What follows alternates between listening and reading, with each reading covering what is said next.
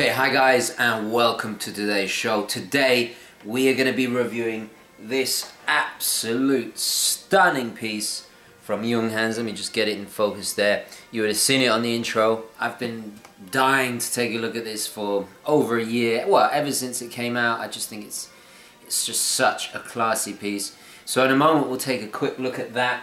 Also got a surprise unboxing coming up in a little while. Now obviously before we get into all of that, I should do a wristwatch check. And this is a new ostrich band. It's handmade from Italy.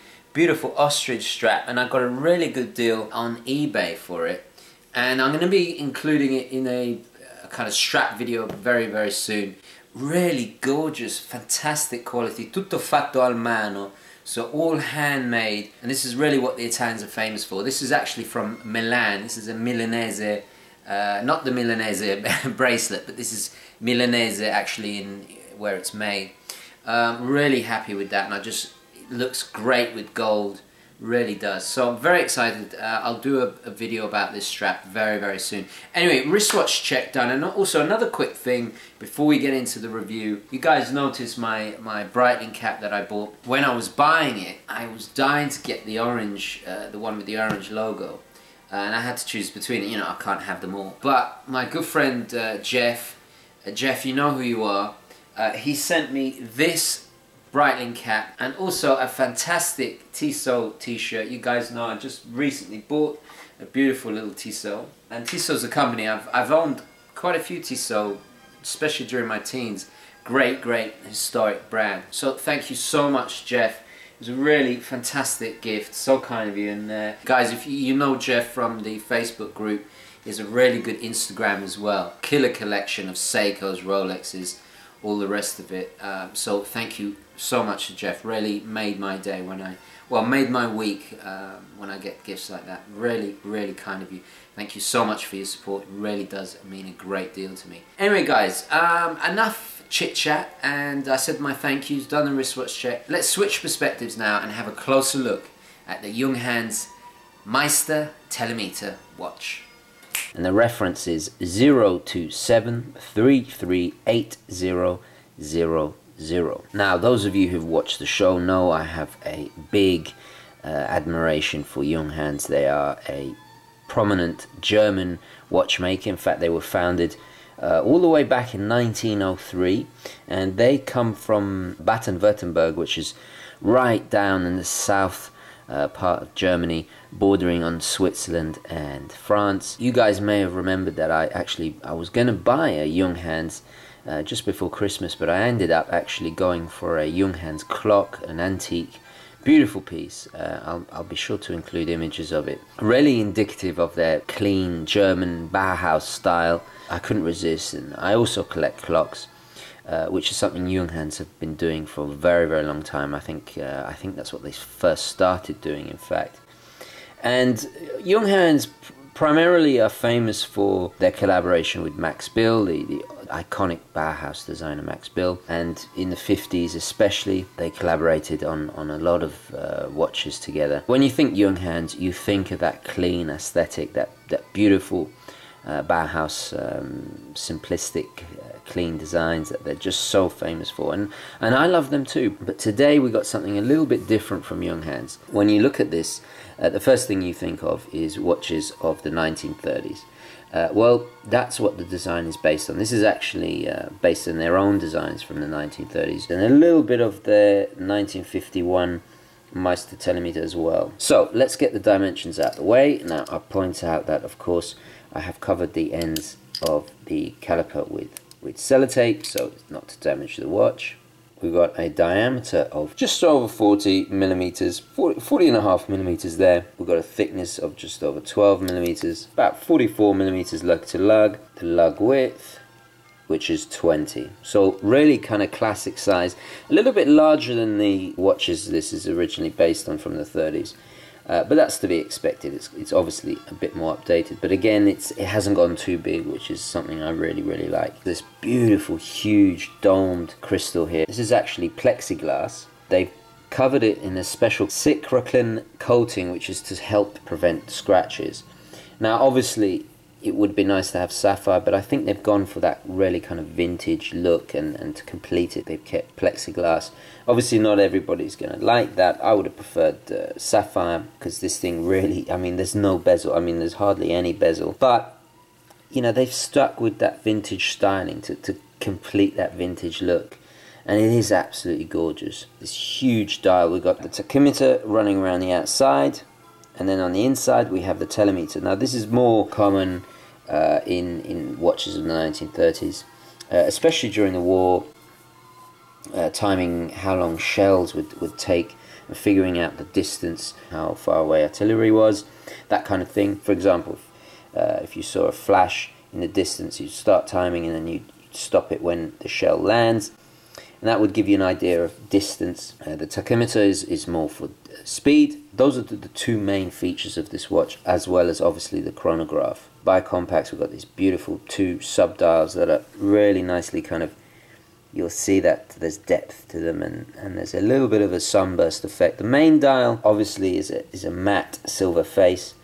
and they've completed the vintage look with this patinaed printed numerals, which is just absolutely gorgeous. It is loomed. They've gone with this kind of old loom, which isn't as bright, but really gives it that vintage look. In fact, let's take a quick look at the Loom Shot right now.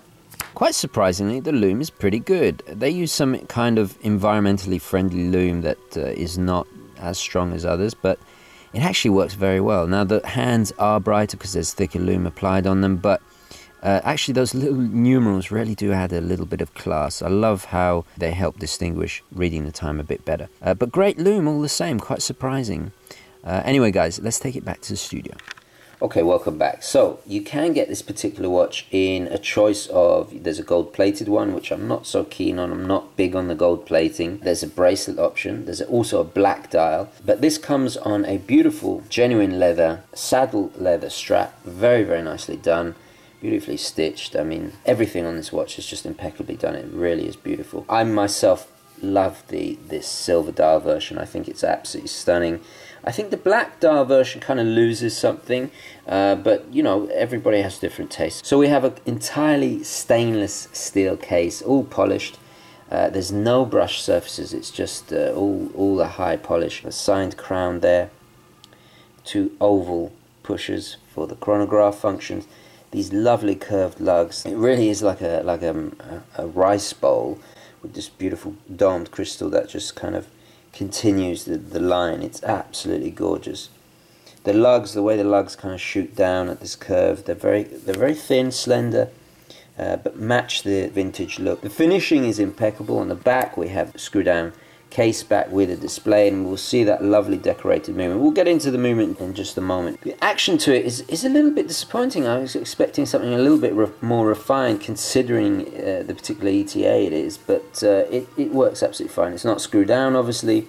There's only 3-bar water resistance, but you know, that's to be expected with this style of watch. So let's talk a little bit about the movement. Well, the movement inside is what Junghans say is the J880.3, but actually what that is, it's the ETA 2892. Now the 2892 is a fantastic ETA movement, and it's also got the Dubois de Praz chronograph module, and this is the top grade ETA. You'll see the rotor there, and they've actually decorated it. There's lovely Côte de Genève finishing on the rotor, perlage work on the actual bridge, and then we've got blued screws. It's got something to actually look at. Beautifully done. Those of you unfamiliar with Dubois de Praz, they actually specialize in modules for a lot of companies. I mean, they make modules for Breitling, Omega, JLC, a whole load of people. So they're really very well regarded. It's got a 42-hour power reserve. It's not chronometer certified, but it's still pretty good. We got an average, I would say, yeah, plus minus 4 seconds. We're looking at, you know, I would say the variation goes up to about plus or minus 12. Anywhere between there, really. Forms impeccably well. The only kind of negative drawback of this particular ETA is that because of the Dubois de Praz module, you're going to have to get a real master watchmaker to be able to fix and service it. It's not something that most watchmakers can do. So it's a minor negative, but It's obviously more respectable movement, definitely worth the price. You'll see this movement in a lot of more prestigious higher end watches. It fits this Junghans perfectly. I couldn't think of anything better to have in this particular Junghans. Okay, so let's do a quick wrist shot. Okay, there we go, guys. Now, as you can see, it's beautiful, slender look. It really hugs the wrist beautifully because of that curved lugs. The 40mm size is just perfect for the smaller wrist, but you know, you wouldn't want it any bigger because then it wouldn't look retro vintage aesthetic, just wouldn't work. So the size has got to be either this or smaller. The way the dial plays with the light, especially the sub dials, just really it's got such a deep look to it. Look at the curved dial, it's just absolutely gorgeous. Just start the chronograph there. Beautiful hands, absolutely gorgeous, and they're actually black. Which nicely contrasts the dial. Absolutely gorgeous. I just love those hands. And if we look at the profile, there's just the way that the dial curves all the way down into the edges. I mean, the dial never ends. It's absolutely gorgeous. It's like looking at the curvature of the earth or something. It's really, really nicely done, and I love that the telemeter is in red. So again, it kind of contrast. It really is an instrument watch, and I just love the little refinements from its previous versions in the 30s and 50s. It just works so well. The design of this is just so classic. I just love it. Fits fantastically. The leather strap, I must admit, I'm very impressed with it. It's very supple, very soft and comfortable. It wears beautifully, especially if you've got the smaller wrist. Now, this particular kind of vintage look, I think it actually works for a dress watch. It's very smart. You know, you could wear this with a suit and it would just look the business. It has that vintage watch look, but without any of the headaches of it actually being vintage. You know, you got a really good solid ETA in there. Lovely little signed buckle. You know, this is typical of Junghans. It's all about quality. There's no kind of over the top embellishment. Very conservatively done. And strangely, this is more of a complicated design. I mean, if we look at the other famous, really iconic Max Bill Junghans, they're much cleaner, much more simple. So anyway, just to summarize, a beautiful, beautiful watch. I would definitely consider buying one of these. It really is a classy piece. It is absolute pure class, guys. The quality, it just screams at you. As soon as you pick it up, it's so beautifully built. It's just so indicative of what the Germans do best. And if we look right at the bottom of the dial, it actually says made in Germany. This is what the Germans are famous for. They have such a rich horological history. I mean, they really did pioneer a lot of the advancements. I mean, you check out my history of horology and you'll see that they contributed so much to the advancement of timekeeping that they have a very fine tradition of watchmaking. Profile almost looks like a UFO. It's just absolutely gorgeous. I just can't stop looking at that dial. It's so it's gorgeous. Really is gorgeous. If only I had all the money in the world, I would buy one of these in a heartbeat. Just imagine this on this ostrich, this Italian ostrich strap. You could really have fun with dressing this up on lots of different straps, and the great thing is it's 20mm, so you can do that. Yeah, it's going to be very sad sending this back to Junghans. Definitely worth the money. The finishing is impeccable. The quality, it's everything the Germans are famous for. I'm going to be featuring a lot more of German watches because they're just so tastefully designed. They're so well made. It's a timeless design. This thing, you know, you hand it down to your next generation and it would just still look as classy as the day you bought it. And because of its vintage look, when it gets scuffed up, and you know, if I bring in my little Tissot telemeter here, which is again another kind of modern watch but done in this very strict vintage styling, this thing's been banged about and it just adds to that character. It adds to the character. It's like a fine wine. It's just going to mature with age and really get even more character. And gorgeous, absolutely gorgeous. I can't stop looking at this thing. I think I'm going to wrap it up there. Let's take it back to the studio. Okay, welcome back, guys. And as you can see, I gotta say, it is pure class. I mean, wouldn't you agree? Unfortunately, I had to do this review very, very quickly. Last spur of the moment thing. I mean, they were very kind enough to lend me this, but I have to return it in a certain amount of time. I'm not even allowed to wear it. I hope I haven't broken the rules doing the wrist shot, but I had to do it. You know, I mean, how can you review a watch and not even try it on? It would have been nice to have a few more extra days to kind of really get the gist of it, but you know, I've got to say a massive thank you to the lovely people at Junghans. This is from Junghans, the American distributors, who are very kind enough to lend this, and they don't lend watches to any reviewers, so I'm very, very privileged. So this is going back to them, and I had to kind of speed it up and put it at the top of the queue because you know I'm about 10 watch reviews behind. But anyway, anybody thinking about Junghans, this is probably my pick of the bunch. I'm gonna try and hopefully, if this gets back to them and they'll trust me to have a closer look. I really want to look at the Max Bill ones. Yeah, another watch I'm gonna have to buy at some point. Another watch. I mean, guys, have you ever seen anything as classy as that? And I know it's an instrument kind of tooly watch, or tooly watch as Grobnob would say. It's a great phrase, a tooly watch. I know it is a tooly watch, but it's so elegant. It's so elegant, so refined, so beautifully made. This would look, I mean, imagine it on the ostrich strap, would look amazing with a suit, you know, as a smartwatch. Who cares about the rules? I think this would be a cracking dress watch, especially with its vintage appeal. Anyway, guys, that's enough about the Telemeter. It's going back. God, you know, so many watches I want now. You know, last week with the Panerai. Oh, it's never gonna end. It is never gonna end. Anyway, guys, let's switch perspectives now and have a closer look, the initial impressions of another hugely iconic watch.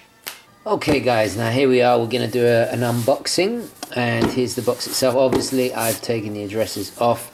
But before I get into this, I thought I'd share with you a lovely little gift I got from Federico. And as you can tell from the logo, it's something from Breitling. Now, what could it be? It's not a watch. Breitling don't make any watches this shape. It can only be one thing, and if we open it up, it's a beautiful little leather case. It is, of course, adorable little penknife. And I think you pronounce this Wenger, but anyway, it's Swiss anyway, in Breitling yellow. Absolutely gorgeous little thing. I absolutely love this to bits. Thank you so much to Federico. Let's open it up. We've got a little blade there, nail file there, go on the other side. Let's have a look. And I think we have scissors. Yeah, we've got scissors. Really, really fantastic. I just love the little case. Absolutely adorable. It's a really cool little bit of watch-related merchandising. Very, very cool indeed. I'm a sucker for little things like this. Absolutely love it. Anyway, I'm going to keep it in pristine condition, which is ridiculous, but I will. Let me just put it to one side. Let me get my favourite, my Leek, my favourite knife to do unboxings with. And let's open this bad boy up. Now, this actually arrived a few days ago.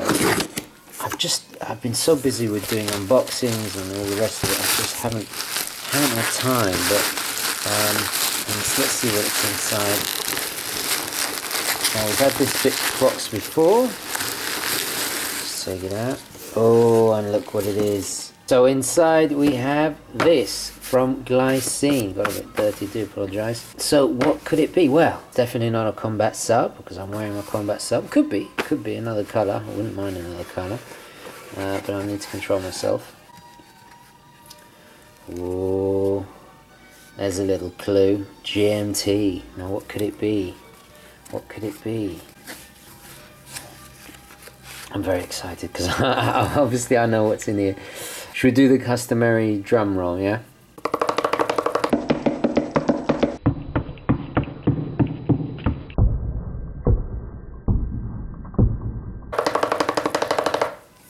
And we'll open it up. Ooh, what is this?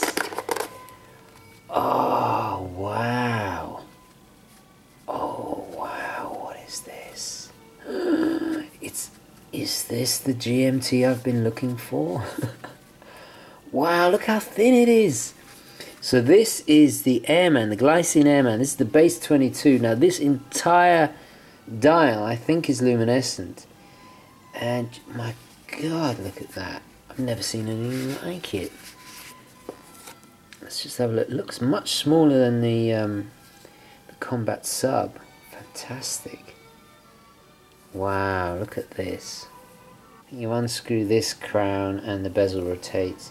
And we've got a GMT hand. Let's fire her up. Let's fire her up. Screw down crown, that's cool. Comes in this very cool NATO with a sign. Very cool. Oh, look at that. Just can't get over how Glycine make their cases so thin. It's fantastic.